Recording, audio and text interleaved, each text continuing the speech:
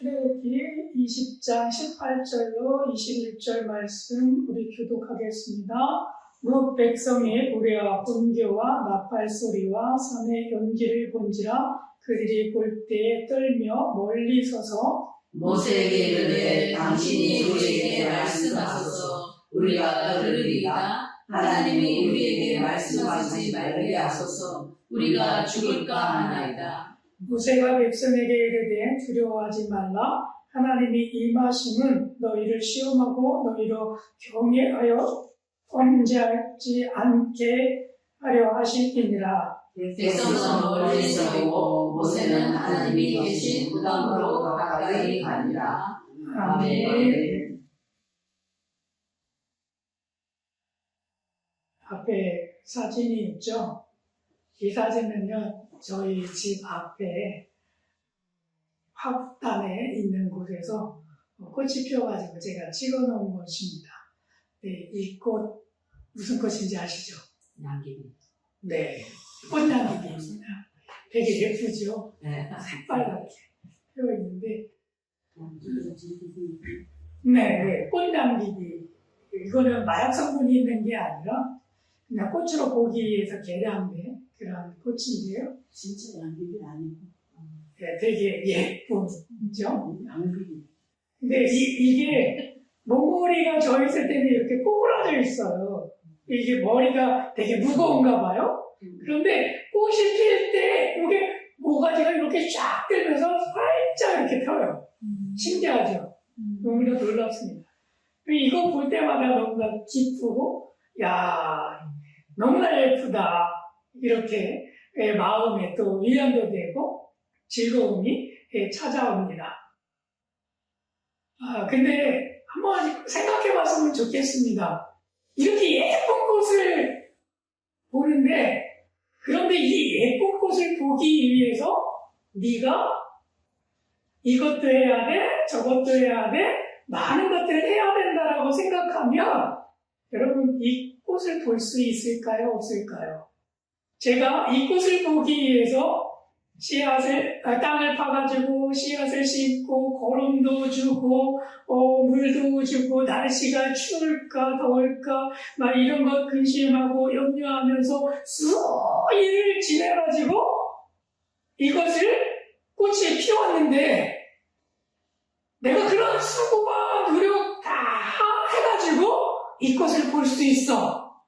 그러면 여러분 몇 명이나 이 꽃을 나 보기 위해서 나 그렇게 할래 하시는 분 있을까요? 많은 사람은 그렇게 하지 않아요. 내가 물을 줘야 되고 땅을 파야 되고 뭐 거름 줘야 되고 바람이 불면 이게 꺾일까 안 꺾일까 노심초사하면서 막아주고 막 이런 과정을 경험한다고 한다면 많은 사람들이 이 꽃 기르는 것을 포기할 겁니다. 근데 제가 이 꽃을 보면서 즐거워했던 것은 그런 과정을 경험하지 아니하고 그냥 제 집 앞에서 있었기 때문에 그 보는 그 순간에 와 예쁜 꽃 피었네? 그래서 즐기는 거죠. 제가 그렇게 했다면 아마 저도 이 꽃을 심으려고 하지는 않았을 거예요. 여러분 어떻게 하시겠습니까? 그럼 과정을 경험한다면 심으시길래요? 아니면 그냥 이 꽃 보는 거 아예 안 봐. 그거 마실래요? 심어야죠. 그래 심으실래요? 그 심는다라고 하는 것은 결국에 그런 과정을 하나하나 다 경험을 하셔야 되는 거죠. 수고는 곧 노력, 힘든 것을 다 경험하고 이 꽃을 보는 거예요. 아마 제 감동보다는 아마 더 좋을 것 같아요. 제가 봤던 감동보다는 야 내가 이렇게 노력을 해가지고 이 꽃을 이렇게 예쁘게 피웠네? 그러면서 더 저보다는 흐뭇해 하시기는 할 것 같아요. 네? 근데 많은 사람들은 이렇게 하지 않는다는 거죠. 여기를 한번 보십시오. 옛사람을 버리고 새 사람이 입어야 된다라고 하는 이 문구 속에서 그냥 우리가 옷만 새롭게 그냥 하나만 딱 걸치게 된다면 우리는 곧 새 사람이 되는 걸까요? 만약에 그렇게 된다라고 한다면 너나 없이 누구나가 다 그렇게 그냥 새 옷 사서 입고 난 새 사람이야 이렇게 하고 자랑하면서 다닐 거예요. 다닐 거예요. 그런데 오늘 주시는 성경의 말씀들은 그냥 옛날에 입던 옷 다 벗어버리고 그냥 새 옷만 입는다고 해가지고 새 사람이야 라고 말씀하고 있지는 않습니다. 새 사람이 되기 위해서 너희들이 이런 것들을 좀 해야 돼 라고 말씀을 하고 계시지요. 아니 얼마나 간편하겠습니까? 옷만 입으면 새 사람이야 라고 이야기한다면 쉬울 거예요. 기쁠 거예요. 뭐 아무런 노력도 안 하고 그냥 걸치기만 한다면 너무나 행복할 거예요. 근데 성경은 그렇게 이야기하지 않습니다. 우리들 가운데 너희들이 이렇게 해야 돼, 저렇게 해야 돼 라고 말씀을 하고 계시지요. 그러한 것들처럼 오늘 주어지는 본문에 있는 말씀들도 아주 쉬운 것 같이 보여지지만 쉬운 게 아니에요.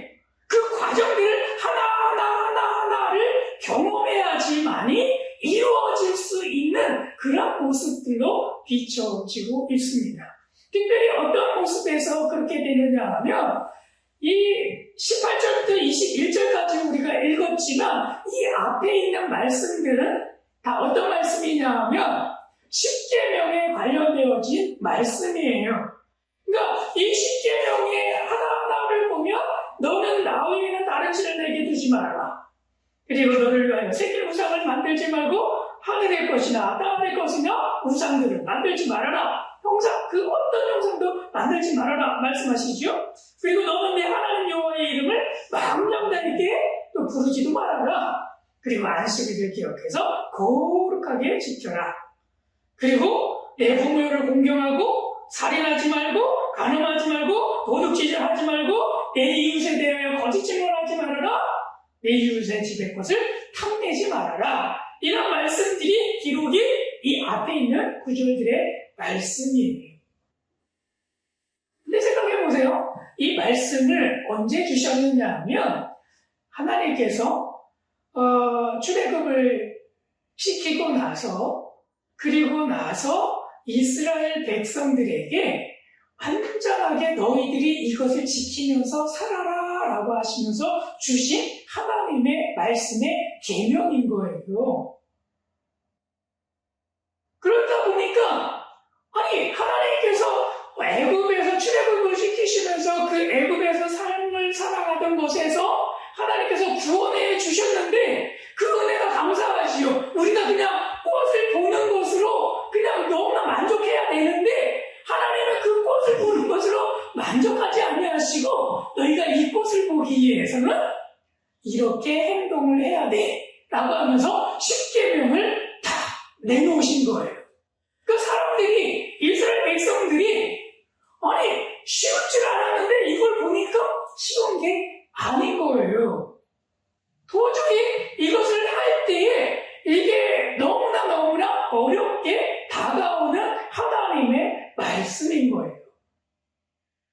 그렇게 됐을 때 우리는 과연 이 어려운 말씀들을 어떻게 받아들이고 어떻게 우리가 신앙으로 이루어가야 할까라고 하는 말씀입니다. 첫째는요, 구원의 결과로 이 말씀들이 주어졌어요. 출애굽기 20장 2절에서 말씀하시는데 이 말씀들을 보게 되면 2절에서 이렇게 이야기하고 계세요. 우리 출애굽기 20장 2절인데 함께 같이 읽도록 하겠습니다. 나는 너를 애굽 땅 종되었던 집에서 인도하였네 내 하나님 여호와니라. 그래서 하나님의 말씀을 꺼내시는 게 어떻게 한 다음에 꺼내시느냐 하면 내가 너희들을 애굽 땅에서 구원해냈어. 그리고 나는 그렇게 너희들을 구원해낸 하나님이야. 그러니까 내가 너희들에게 구원해낸 구원주로서 너희들에게 이런 것을 요구할 거야. 그 요구가 십계명인 거예요. 그래서 그 십계명을 딱 주면서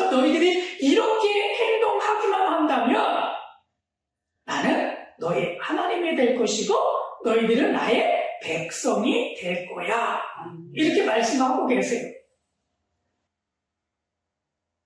그러니까 이 말씀이 언제 주어지는 이 십계명이냐 하면 구원하신 후에 주어진 말씀이에요. 그래서 하나님을 이렇게 말씀하시죠. 하나님은 지키면 구원해 주겠다라고 하는 것이 아니라 구원받은 그런 백성으로서 백성답게 살아라라고 하시면서 십계명을 딱 내리셨어요. 구원받은 백성으로서 그렇게 살 수 있도록 딱 내밀었는데 그게 십계명이에요. 생각해 보세요. 구원받은 그런 백성으로서 백성답게 살아가려고 할 때에 이 말씀이 이루어가는 것이 쉬운 일인가 어려운 일인가? 이 말씀들이요 지키기가 조금 어려운 부분들이 있습니다. 그 어려운 부분들이 왜 어렵게 느껴지느냐 하면 하나님은요 일부만 잘하라고 하시면서 주신 말씀이 아니라 너는 삶 전체를 통해서 잘해라 라고 하시면서 주신 말씀이기 때문에 어려운 거예요. 그냥 이 중에 10개 중에 너 하나만 해. 이러면 좀 쉬울 텐데 하나만 하는 것이 아니라 10개 다 해. 그러면서 주신 말씀이기 때문에 굉장히 어렵게 다가오는 말씀인 거죠. 안식일을 보십시오. 시간인데 전적으로 내야 하는 그 시간입니다. 일하다 보면 여러분 사업하다 보면 주일날임에도 불구하고 일해야 될 때가 있잖아요. 그리고 그날 벌어들일 수 있는 액수가 다른 날보다 더 많은 그 직업을 갖고 있는 사업장들이 많이 있죠. 식당 같은 경우에 주말에 굉장히 많이 붐비잖아요. 평상시보다. 그런데 어떻게 이 시간을 내가지고 주일날에 장사하지 아니하고 그리고 거룩하게 안식일을 지킬 수가 있겠습니까? 놀이동산을 한번 생각해 보십시오. 놀이동산을 내가 운영하는 사람인데 그 놀이동산이 대부분 언제 돈을 많이 버느냐 하면 주말에 많이 벌잖아요. 토요일날, 주일날 이럴 때 많이 버는데 어떻게 그날 쉬면서 돈을 많이 벌 수 있겠습니까? 하나님은 안식일을 기억하여 거룩하게 지키라고 하시면서 그렇게 하면서 살아가는 사람들에게 말씀하신다면 얼마나 큰 부담이겠습니까? 야, 이거 해야 돼 말아야 돼? 하나님 이거 도저히 저는 지킬 수가 없겠는데요? 그날 일주일 중에 그 두 날 벌어가지고 제가 먹고 사는데 그날 중에 또 반을 주일날을 장사하지 않냐고 토요일 하루만 장사해서 먹고 살라고 하면 하나님 저 그렇게 좀 살기 좀 어려울 것 같은데요? 라고 답변하지 않겠습니까? 그러니까 이거를 다 지키라고 하니까 너무나 어려운 거예요. 그리고 관계를 한번 생각해 보십시오. 하나님 앞에서도 잘해야 되지만 부모님 앞에서도 그리고 이웃 앞에서도 잘해야 되는 거예요. 그러니까 한쪽만 잘한다고 되는 것이 아니라 하나님은 요구하시는 그 요구 자체가 전체적인 거예요. 하나님과 부모와 이웃과 모든 사람과 통틀어서 잘할 수 있도록 요구하기 때문에 아니 어떻게 다 잘할 수 있어요. 제 성격하고 다른 성격하고 가지고 있는 분이 있어서 티각할 수밖에 없는데 그분하고도 잘 지내야 되는 거예요. 이걸 요구하고 있어요. 그러니까 이것을 지켜나갈 때에 너무나 부담이 되는 거죠. 그렇잖아요? 그러니까 일부만 그래 네가 할 수 있는 대로 일부만 그렇게만 좀 해. 그러면 네 알겠습니다. 이렇게 쉽게 대답을 할 텐데 하나님이 요구하시는 그 요구는 그 일부가 아니라 전체를 두고 이야기하기 때문에 어렵습니다. 행동에 있어서도 마찬가지예요. 사랑하지 마라, 가늠하지 마라, 도둑질하지 마라.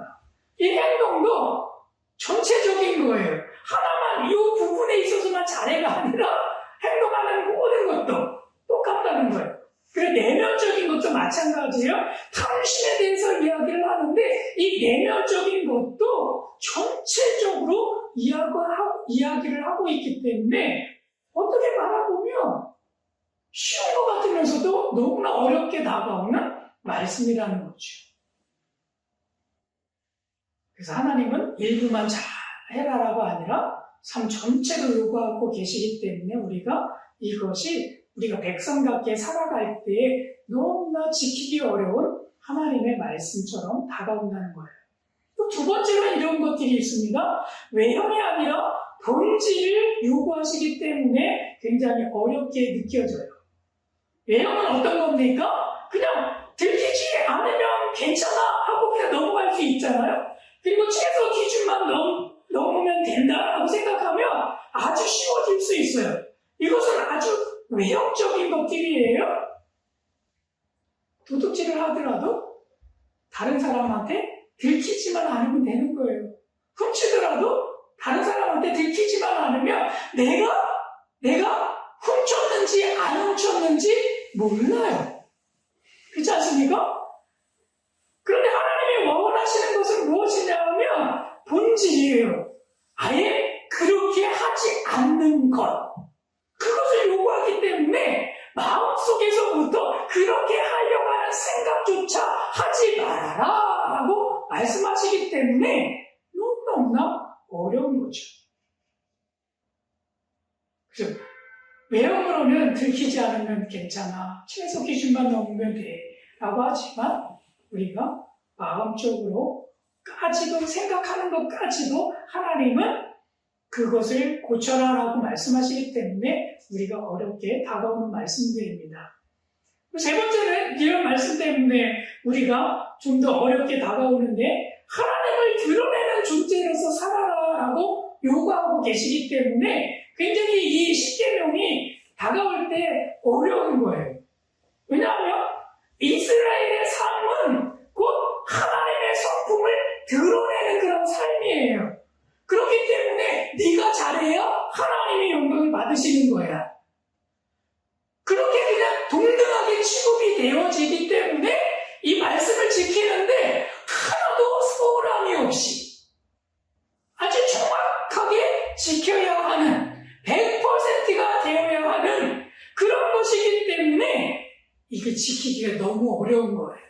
조금만 잘못하면 하나님에 대해서 원망이 되는 거잖아요. 하나님이 그럴 수 있어? 너를 보니까 하나님은 저렇게 하시는 하나님인 것 같아? 나는 그런 하나님 믿지 않을 거야?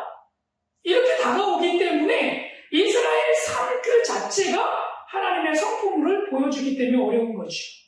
많은 크리스천들도 마찬가지입니다. 우리가 살아갈 때 일반인 사회 속에서 살아가는 그런 많은 사람들에게 본이 되어야 하기 때문에 곧 크리스천들의 그 하나의 행동 하나하나가 많은 사람들이 지켜보는 그 가운데에서 크리스찬이 저래? 그걸 믿고 있는 그 하나님도 저럴까?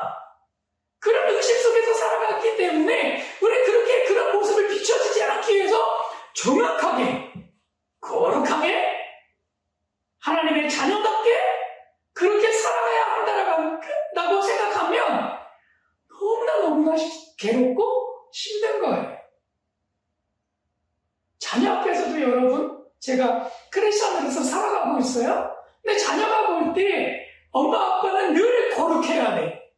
왜냐하면 하나님을 믿고 있기 때문에 그리고 성경에서 그렇게 가르치고 있기 때문에 그렇기 때문에 엄마 아빠는 무조건 거룩해야 돼. 그러면 내가 내 자녀 앞에서 여러분 하루하루 살아갈 때 얼마나 부담이 되겠습니까? 그렇지 않나요? 그게 다 살아낼 수 있나요? 나 완벽하게 자녀가 볼 때 우리 엄마 아빠는 완벽해. 이런 칭찬을 받을 수 있을 정도로 내가 완벽하게 행동을 할 수 있습니까? 없잖아요. 그런데 그것을 요구한다면 그렇게 살아가기를 요구한다면 우리는 살아갈 수 없을 거예요. 너무나 힘들 거예요. 그렇지 않습니까? 그런데 그렇기 때문에 우리 가운데에서는요 그런 삶이 아니라 우리는 이렇게 살아야 한다라고 저는 말씀을 드리고 싶습니다. 우리는 백성답게 사는 것이 아니라 구원받은 은혜로 살아야 하는 삶을 살아야 한다는 거죠. 왜 그러냐 하면, 여러분, 우리가 그냥 백성답게 산다는 것은 100% 거룩하게, 청결하게, 윤리적으로 살아가야 하지만, 구원받은 은혜로서 살아가는 그 삶은요, 좀 더 완화되어 있어요. 물론 이런 겁니다. 그 한 아이를 고아원에서 데려와서 입양을 해요. 근데 입양을 해놓고 나서 그 아이를 딱 앉혀놓고 그 양부모가 되신 분이 이렇게 이야기하는 거예요. 너는 오늘부터 우리 가족의 구성원이 되었으니까 우리 가족처럼 그렇게 가족답게 살아가라. 그러면서 이런 조건을 걸었어요. 우리 집안은 의사 집안이야. 나도 그렇고 내 아내도 그렇고 네 형제도 그렇고 다 의사들이야. 그러니까 너 입양했으니까 너 입양자 너도 마찬가지로 우리 가풍에 의해서 너는 의사처럼 의사가 되기 위해서 그렇게 살아가야 돼. 앉혀놓고 그렇게 이야기하는 거예요. 그러면서 그에게 또 요구를 합니다. 네가 의사가 되기 위해서 하루에 2시간만 잠을 자고 나머지를 공부해야 돼. 그리고 내가 의사가 되기 위해서 다른 사람들에게 또 베푸는 베품의 삶도 살아야 돼. 왜냐하면 이기적이 되어진다면 사람을 살리는 역할이 아니라 너희가 베푸는 삶을 살아야 생명을 살리는 역할을 감당할 수 있어. 그리고 너의 판단력이 중요하기 때문에 그것을 정확하게 하기 위해서는 많은 것을 배워야 하니까 오늘부터 너는 2시간만 자고 그리고 공부해라. 그리고 그것을 지키기 위해서 너는 또 몇 시간씩 운동을 해야 돼. 왜냐하면 그것을 감당할 수 없다면 의사가 머리로만 하는 것이 아니라 손과 발로 뛰어가면서 해야 하기 때문에 너도 건강을 지켜야 하니까 몇 시간은 또 운동해야 돼. 그러면서 그런 조건들을 다 해놨다고 생각해 보십시오. 입양되어진 그 아이가 여러분 그 가정에서 입양돼서 살아갈 수 있을까요? 없을까요? 막 숨이 턱턱 막힐 것 같아요. 저만 하더라도 그리고 2시간만 자면서 어떻게?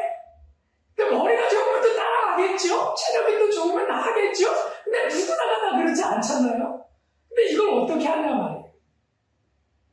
그래서 우리는 그런 삶을 살아갈 때에 그런 조건이 주어지지만 백성답게 사는 그런 율법적인 것들이 주어지지만 그러나 우리는 그렇게 사는 것이 아니라 구원받은 그런 은혜로서 삶을 살아가야 될 줄로 믿습니다. 그래야 그 삶을 살아낼 수가 있고 그 삶 속에서 내가 하나님 앞에 영광을 올려드리는 삶으로서 우리가 온전하게 행동을 하면서 살아갈 수 있습니다.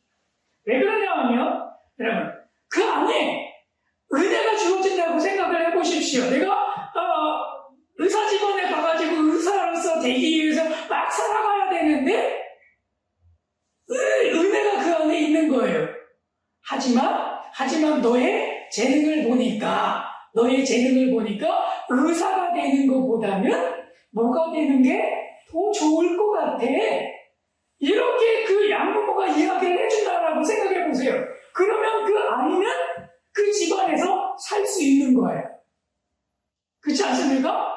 숨이 턱턱 막히는 것 가운데서 너의 재능은 이런 것 같아. 그러니까 너는 그렇게 살아갔으면 참 좋겠어. 우리가 그곳에 힘이 되어줄게.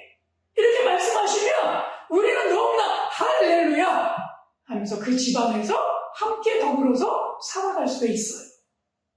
그것이 은혜입니다. 그게 은혜입니다. 그래서 우리는 그런 삶을 살아갈 때 그런 은혜의 삶을 살아가야 한다는 거죠. 해결 방안으로서 오늘 우리에게 주시는 말씀은요, 이 20절에 있는 말씀이에요. 20절에 있는 말씀.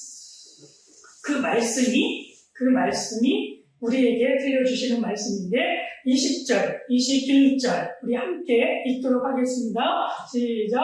모세가 백성에게 이르되 두려워하지 말라. 하나님이 임하시면 너희를 시험하고 너희로 경외하여 범죄하지 않게 하려 하시니라.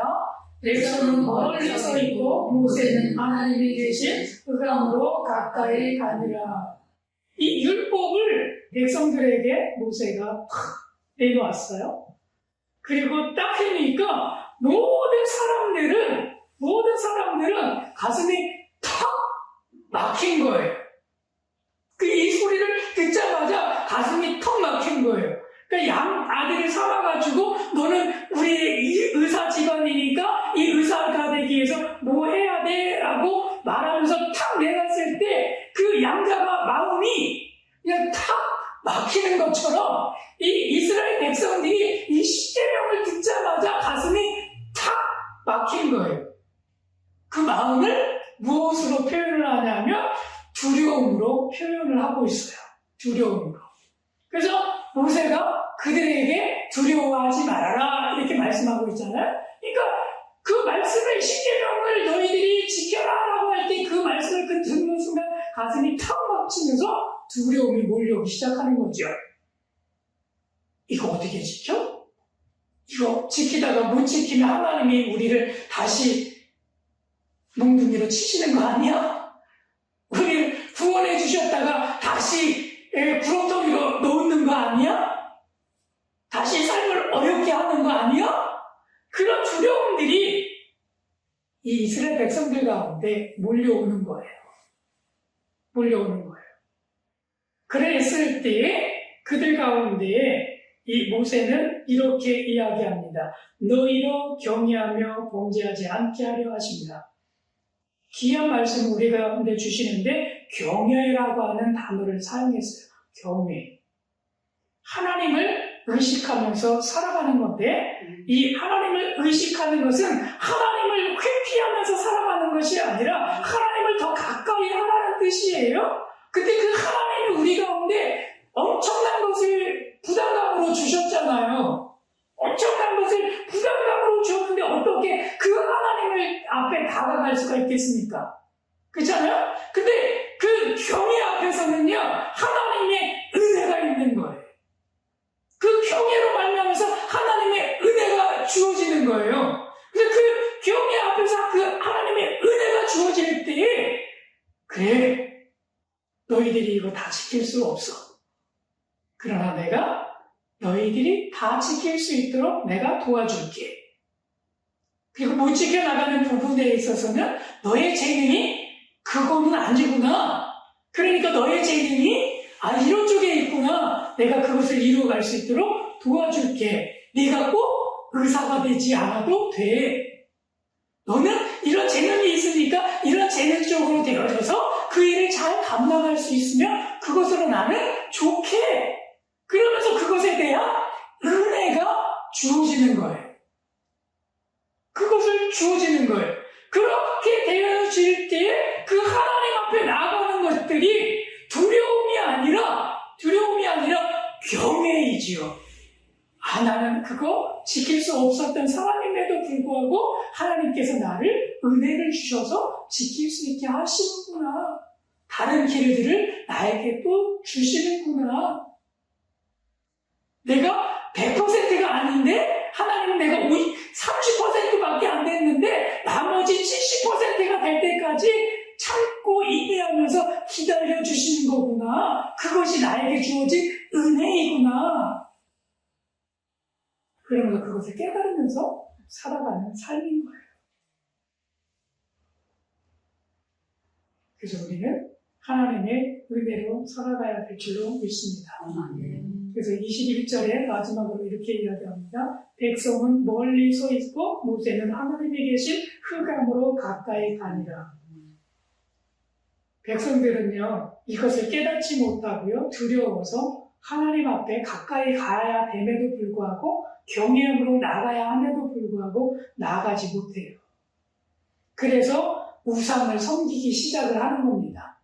우상을 섬기기 시작하는 거고, 그때 당시에 북이스라엘 남쪽 유다가 되었을 때도 온전하게 이 계명들을 지키면서 하나님 앞에 나아가지 못해요. 두려움의 존재이기 때문에. 조금만 잘못하면 하나님이 나를 문책하실 것 같으니까 못 나가요. 그런데 누가 나아갑니까? 모세는 나아가요. 모세는 나가요. 모세는 하나님이 계신 흑암으로 가까이 가니라. 여러분, 우리도 모세처럼 흑암으로 나아가야 합니다.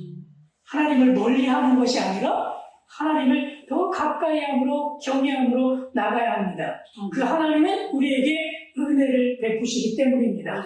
은혜의 하나님이십니다. 그래서 우리가 살아가는 그 삶은 구원받은 은혜로 살기 원하시는 하나님을 깨달아야 하는 거죠. 구원받으신 그 하나님의 은혜를 알지 못하면 백성들처럼 두려워서 나가지 못해요.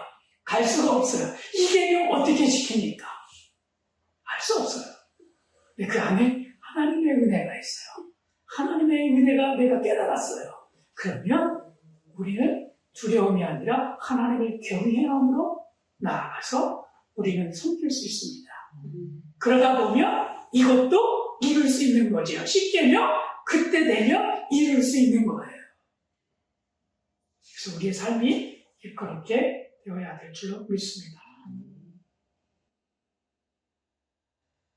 거룩하신 하나님께 가까이 되는 이유는 이것입니다. 하나님은 우리를 구원하신 후에 멀어지라고 어려운 요구를 하시는 분이 아닙니다.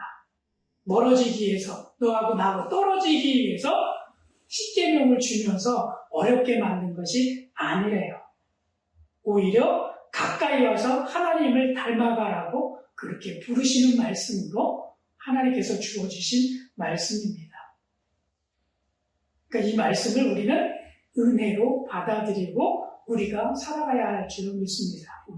그래서 경외로 나아갈 수 있는 그러한 근거는 20장 2절에서 나는 너를 애굽 땅 종되었던 집에서 인도하여내 하나님 여호와니라. 하나님은 먼저 다가오셔서 구원하셨습니다. 그리고 그 다음에 가까이 오라고 부르시고 있습니다. 멀리하기 위해서가 아니라 가까이 오라고. 그래서 이것들을 배우라고 말씀하고 계시기 때문에 우리는 하나님 앞에 가까이 가도 됩니다. 하나님을 먼저 부르셨잖아요. 가까이 오라고. 나한테 먼저 오라고. 그래서 가까이 갈 수 있는 거예요. 우리 그렇게 살아갑시다. 하나님의 은혜로 살아갑시다.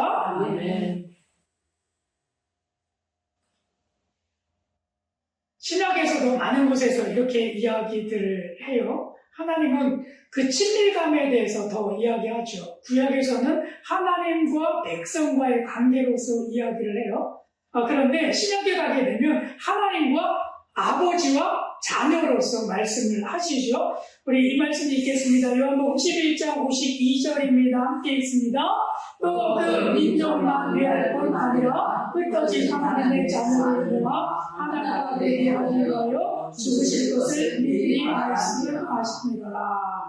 네, 누가복음 20장 36절입니다. 천사와 동등이요 부활의 자녀로서 하나님의 자녀입니다. 요한복음 1장 12절입니다. 영접하는 자하고 그 이름을 믿는 자에게는 하나님의 자녀가 되는 권세를 주셨으니. 아멘. 로마서 8장 17절입니다. 자녀이면 또한 상속자고 하나님의 상속자요 그리스도와 함께 상속자이니 묘가 그와 함께 영광을 받기 위하여 고난도 함께 받아야 할 것입니다. 에베소서 5장 1절입니다. 그러므로 사랑을 받은 자녀같이 너희는 하나님을 본받는 자가 되고. 자, 앞에서 있었던 세 개 있는 말씀 우리는 하나님의 자녀가 된 것에 대해서 말씀을 하고 있어요. 근데 나머지 두 구절에 있는 말씀들은 그 자녀가 어떻게 살아가야 하느냐라고 할 때 이렇게 말씀합니다. 고난도 함께 받아야 한다. 그리고 하나님을 본받는 자가 되어야 한다. 근데 이것을 신약 성경에서는 뭐라고 이야기하는 거냐면 할 수 있다, 지킬 수 있다라고 하는 거예요. 지킬 수 있다라고 하는 거예요. 왜? 하나님의 은혜가 주어지기 때문에. 하나님의 은혜가 우리 가운데 있기 때문에. 그렇기 때문에 우리도 그것을 할 수 있다라고 말씀하십니다. 그러니까 이 말씀은요, 왕이시기에 가까이 가는 것보다는 아버지이시기에 가까이 가는 것. 그래서 우리는 아버지와 함께 더불어서 살기 때문에 이것도 함께 할 수 있다는 거죠. 함께 할 수 있다는 거죠. 우리도 이런 모습 속에서 살아갔으면 좋겠습니다. 그래서 나에게 주신 하나님의 말씀인데요. 제가 한번 읽겠습니다. 찬석아, 나는 찬석이를 먼저 구원한 하나님이니 이제 구원받은 은혜로 살아가기를 원한다. 나는 찬석이의 삶 일부가 아니라 전부의 주인이 되기를 원하며 겉모습이 아니라 찬석이의 마음 중심을 보고 있다. 찬석아, 나를 두려워하여 멀어지지 말고 나를 경외하며 더욱 가까이 나아오너라. 내가 찬석이를 먼저 찾아가고 구원했으니 이제는 나 여호와를 드러내는 삶으로 응답하라. 오늘도 내가 찬석이와 함께하니 나를 의식하며 나를 닮아 살아가거라. 이 말씀처럼 우리가 하나님의 은혜로 좀 살아갔으면 좋겠습니다. 율법으로 지켜나가는 삶이 아니라 우리는 하나님의 은혜로서, 은혜 아니면 살 수 없는 그 존재로서 하나님 나 이 율법 지킬 수가 없어요. 하나님 내게 은혜를 베풀어 주세요. 그러면서 하나님을 붙들고 사는 그 삶이 은혜의 삶입니다. 율법으로는 도저히 해결해서 우리가 지켜나갈 수 없기 때문에 하나님을 붙들면서 하나님 은혜를 베풀어 주세요. 다 이거 감당할 수 없어요. 하나님의 은혜가 아니면 저 이거 안 돼요. 그러면서 살아가는 그 삶을 살아라고 하는 메시지입니다. 그래서 이 말씀을 제 이름 대신에 여러분들의 이름을 넣어서 한번 다 같이 읽고 이 신앙에 주시는 하나님의 말씀으로 우리가 받도록 하겠습니다. 함께 읽겠습니다. 찬석아, 나는 찬석을 먼저 구원한 하나님이니 이제 구원받은 은혜로 살아가기를 원한다. 나는 찬석의 삶 일부가 아니라 전부의 주인이 되기를 원하며 겉모습이 아니라 찬석의 마음 중심을 보고 있다. 찬석아, 나를 두려워하여 멀어지지 말고 나를 경외하며 더욱 가까이 나아오너라. 내가 찬석을 먼저 찾아가고 구원했으니 이제는 나 여호와를 드러내는 삶으로 응답하라. 오늘도 내가 찬석과 함께하니 나를 의식하며 나를 닮아 살아가거라. 아멘. 네. 오늘 말씀 나눔의 제목을 드리겠습니다. 출애굽기 20장 1절부터 21절까지 한 주간 계속 묵상해 주시고 또 아침에 이렇게 묵상해 하시면서 깨달아 주시면 되겠습니다. 구원받은 은혜로 살도록 부름받은 존재다. 기억하십시오. 구원받은 은혜로 살도록 부름받은 존재라고 하는 것. 그것을 묵상하시면 좋겠고 낮에 미션으로서 우리가 적용해야 할 것은 두려움이 생길 때 방향을 바꾸는 거예요. 두려움이 아니라 무엇으로요? 경외로. 두려움이 아닌 경외로 방향을 바꿔가는 겁니다. 그래서 백성들처럼 살아가는 것이 아니라 모세처럼 흑암으로 나아가는 그 삶, 그것은 경외의 삶입니다. 그리고 밤의 기록입니다. 오늘 나의 삶을 통해 하나님이 드러난 부분을 기록하는 것, 그렇게 해주시고 기도는 구원받은 은혜로 살아가도록 저를 이끌어 주옵소서, 그렇게 기도를 하시고 한 주간 경험하시고 다음 시간에 우리가 말씀 나누는 시간을 통해서 경험을 나눠주시면 좋겠습니다. 네, 감사합니다.